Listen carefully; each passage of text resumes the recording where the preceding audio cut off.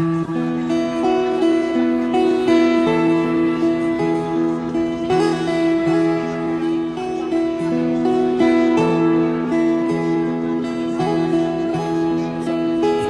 ang Pangulo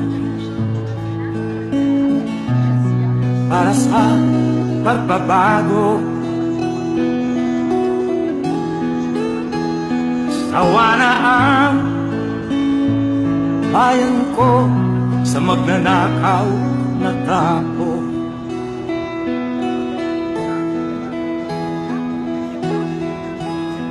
Madilim na kahapon, ikaw ang mag-aahon. Sa piling mo, di ko mawawala ang korupsyon.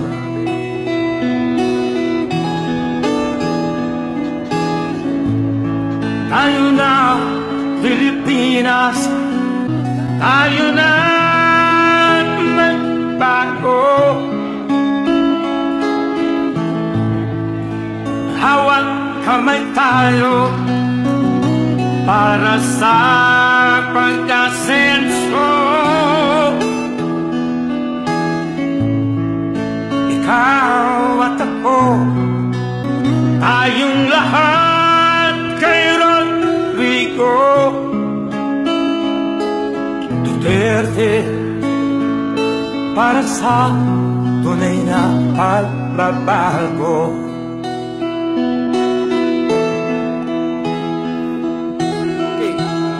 J.R. Baleco po. Siya po ang isa sa mga founder po ng BBM. Masdan mo ang paligid sa Bongbong Marcos supporters. Ayun po. Alam ang mga krimen, BBM po din yung ano bang pangalan ng BBM? rape, droga at mga nakawan.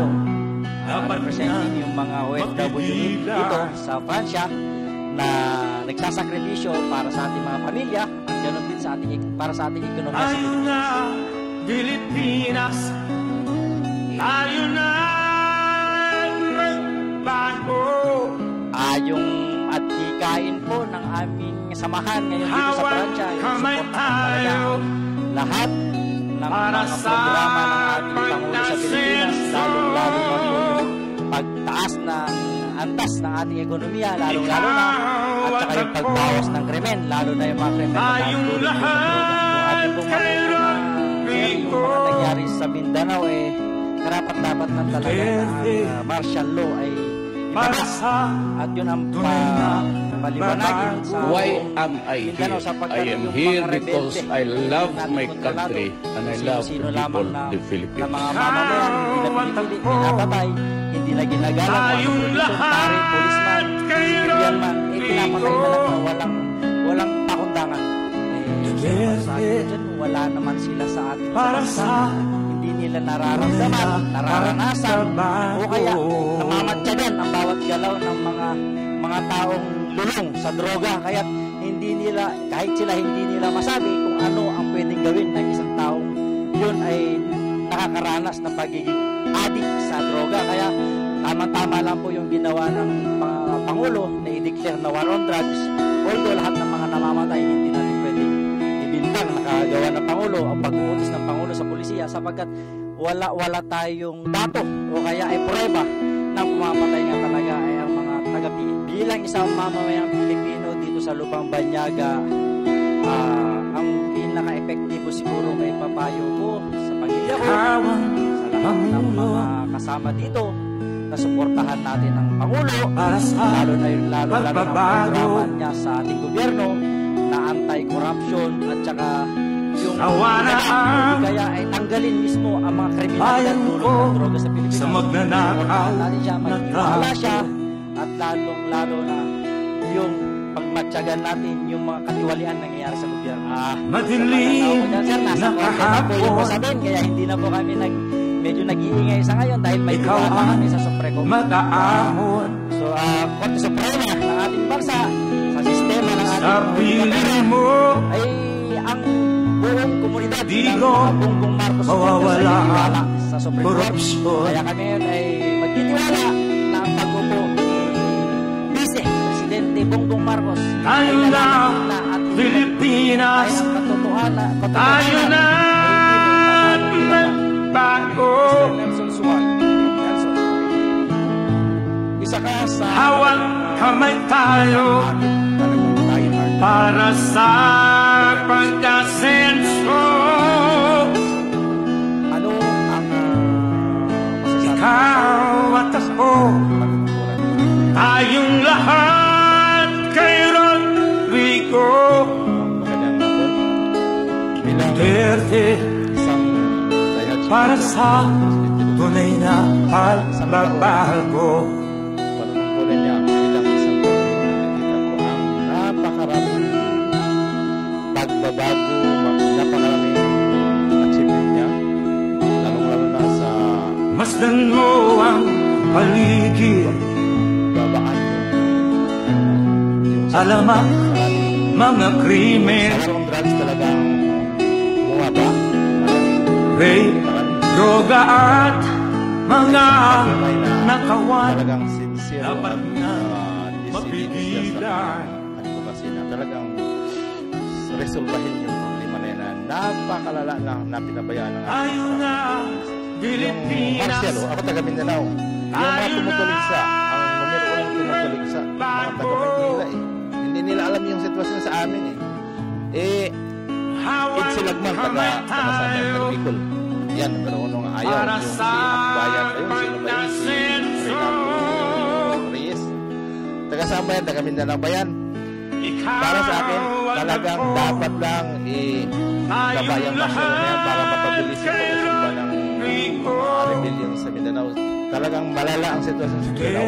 Kung alam lang tayo sa pagresolba sa mga yan, yung mga abusayan at saka Why yung mga am I mauti na here? yan. I Walang am mangyayari. here because I Hindi yan love my country and I hindi love yan the people maubos of the kagad. Philippines.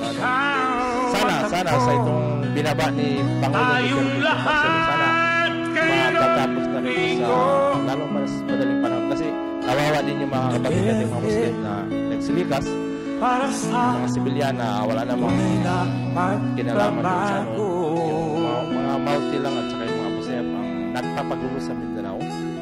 Sana naman sa mas lalong mas madaling panahon matatapos.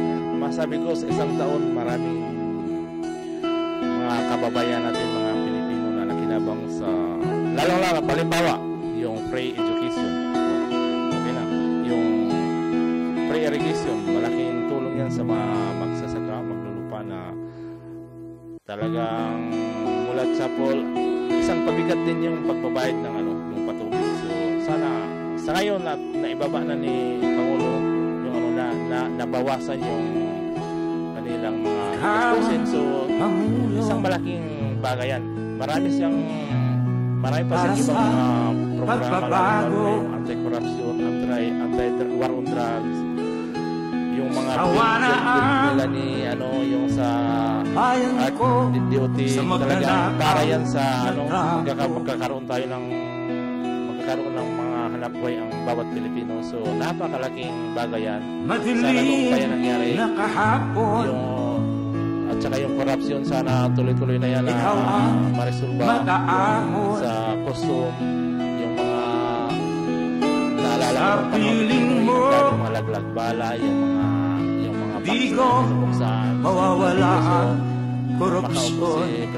Si Pangulong Duterte talagang napakabilis niyang sinulusyon. Tayo na, Napakadali lang pala. Samantalang ilang taon na solusyon kay Digong pagkaupo lang, wala na yung laglag bala, wala na yung mga nagbubukas ng so pwede na gawin, bakit kamay tayo ginawa? So talaga para sa pagkasenso, para sa mga masa sa ikaw at kaya ako, kami mga solid tayong lahat kay Rodrigo kaya namin Duterte. kay Digong 95% bigyan natin ng konti para 5% para naman ma-improve para maraming salamat din.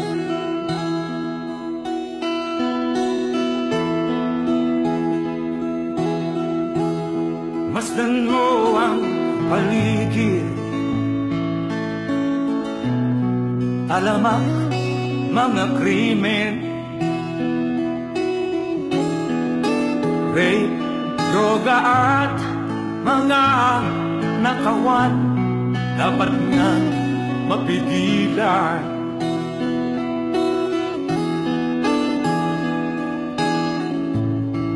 Tayo